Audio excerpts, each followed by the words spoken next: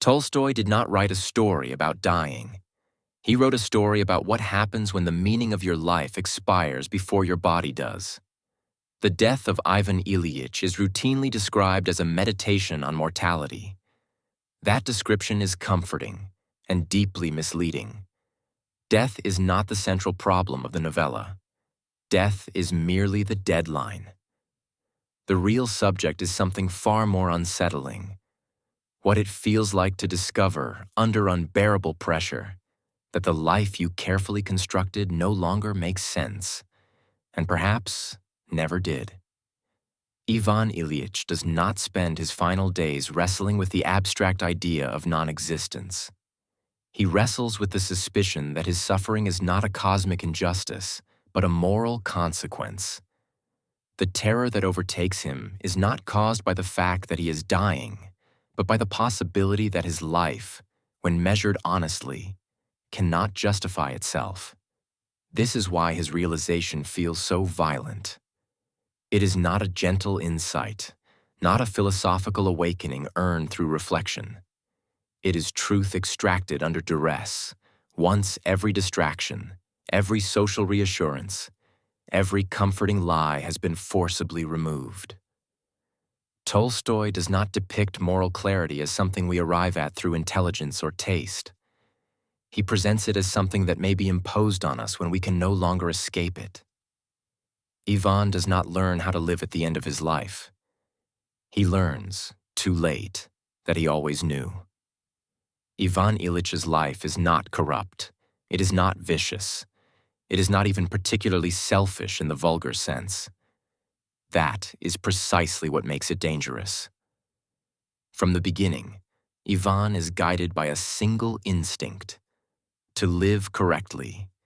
He pursues a respectable profession, cultivates appropriate friendships, marries as expected, decorates his home with impeccable taste, and avoids anything that might disturb the smooth surface of his social existence.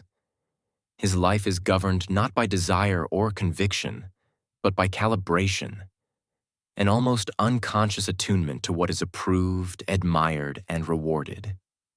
Tolstoy is careful here. Ivan is not driven by greed or cruelty. He is driven by normality. He wants what everyone around him agrees is worth wanting. He wants success that does not need to be explained, happiness that does not need to be defended, a life that fits seamlessly into the social order, and society rewards him for it. His career advances, his home improves, his status solidifies. At no point is Ivan forced to ask whether these achievements correspond to anything internally true, because the world around him continually assures him that they do. The question of meaning never becomes urgent, because the script he is following supplies answers faster than the question can form. This is the quiet brilliance of Tolstoy's indictment. Ivan's life does not collapse because it is immoral. It collapses because it is unexamined. Then the body revolts. Ivan's illness introduces something radically new into his life, a problem that cannot be managed through propriety. The pain is persistent, humiliating, and resistant to explanation. Doctors speak in evasions and technical jargon. Family members maintain a tone of forced optimism. Colleagues treat his condition as an inconvenience, something awkward to be navigated and then forgotten. Everyone participates in the same collective performance. Nothing fundamental is happening. This is not accidental cruelty. It is consistency. These are the same people and the same values that validated Ivan's way of living. Of course, they cannot name death. To acknowledge it openly would be to admit that the moral language governing their lives is structurally incapable of responding to what now matters most. The lie is not simply that Ivan is not dying. The deeper lie is that dying is irrelevant, that it is a regrettable interruption in an otherwise coherent life narrative. Ivan feels the violence of this lie immediately. What torments him is not only physical pain, but the realization that the vocabulary he has lived by is suddenly useless. The rules that organized his success cannot interpret his suffering. The life he built cannot explain itself at the moment explanation becomes unavoidable. And this is where Tolstoy tightens the trap. At first, Ivan approaches his illness the way he has approached everything else, as a technical problem. Surely it can be diagnosed, categorized, solved. This mirrors his entire way of being. Difficulty is something to be managed correctly within established procedures by the appropriate authorities. But as the pain intensifies and the answers fail, a more disturbing possibility emerges. What if this is not a mistake? What if this is not an accident? What if the problem is not that something has gone wrong, but that something has finally gone right? This is the moment when suffering begins to function as moral pressure. Ivan becomes haunted by a question he has spent his life avoiding. What if his life has been fundamentally misaligned? Not unlucky, not imperfect, wrong. What if the terror he feels is not an unfortunate side effect of illness, but a signal? Evidence that the values he relied on cannot withstand the weight of reality. This is the true source of his fear. Ivan is not terrified of ceasing to exist. He's terrified that his existence, as it has been lived, does not deserve defense. Tolstoy refuses to soften this realization. He lets it grind Ivan down slowly, stripping away every justification. Ivan searches desperately for reassurance. He tells himself that he lived properly, that he did what was expected, that his life followed the correct pattern. But these claims begin to ring hollow. If propriety was the measure of a good life, why does his life now feel so empty? Why does it collapse the moment it is tested? The possibility that his suffering might be meaningful is the most unbearable thought of all. Because if the pain means something, then it is not merely happening to him. It is revealing him. And then Gerasim appears. Gerasim is often described as the moral center of the novella. Kind, sincere, compassionate. All of that is true and insufficient. Gerasim does not simply comfort Ivan. He indicts him. Gerasim's care is direct and unembarrassed. He does not deny Ivan's condition. He does not hide behind euphemism or false cheer. He holds Ivan's legs to ease his pain. He speaks plainly about death. He does not recoil from suffering, nor does he dramatize it. What makes Gerasim unbearable is not his goodness, but his ease.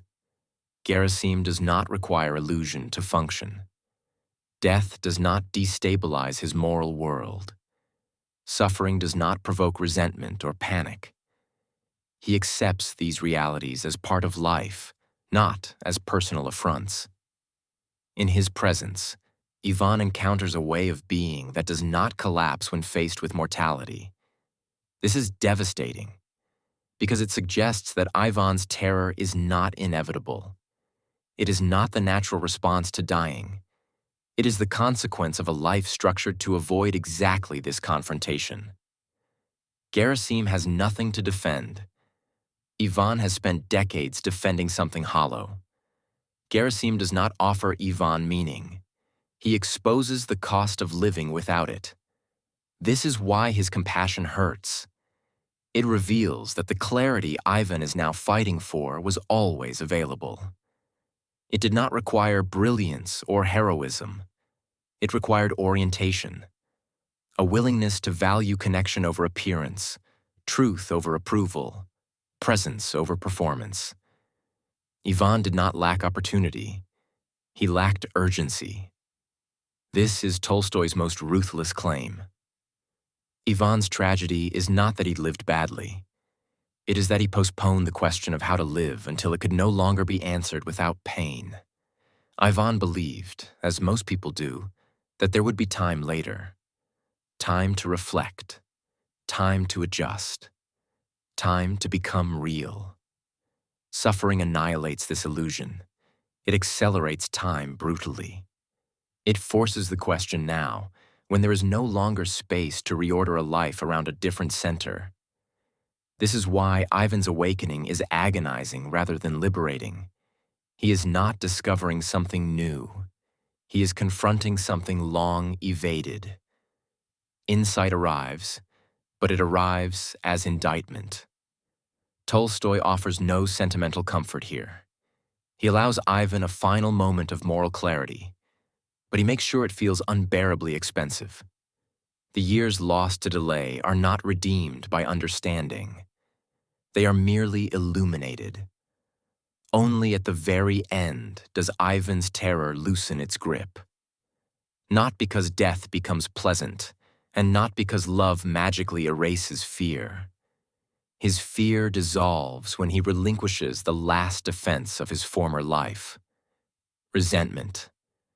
As long as Ivan insists that he has been wronged, by illness, by fate, by others, his suffering remains intolerable. Resentment allows him to maintain the illusion that his life must still be justified as successful. But when he finally releases this demand, something changes. Not because death disappears, but because the need to defend himself does. Once Ivan accepts that his life has been oriented toward the wrong goods, once he stops insisting that his suffering must be unfair, death no longer functions as an accusation. There is nothing left to protect, nothing left to prove.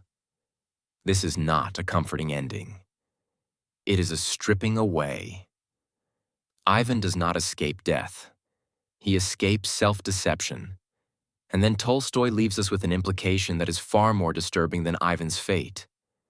If Ivan's life was wrong because it was socially correct, what does that say about lives that are socially correct and feel fulfilling? What if the absence of suffering is not proof of meaning but proof of delay? What if terror at the end of life is not an anomaly, but the default outcome of a life spent substituting approval for truth? Ivan is not frightening because he is exceptional. He is frightening because he is ordinary. He does not represent a rare moral failure. He represents a common one. That is why the novella chills long after it ends. Not because a man dies, but because it suggests that many lives are already spiritually over long before the body gives out. The question Tolstoy leaves us with is not whether Ivan was saved at the end. The question is how much terror we are quietly earning, day by day, by refusing to ask what our lives are actually for, while there is still time to answer without pain. That silence you feel at the end of the story is not relief. It is recognition.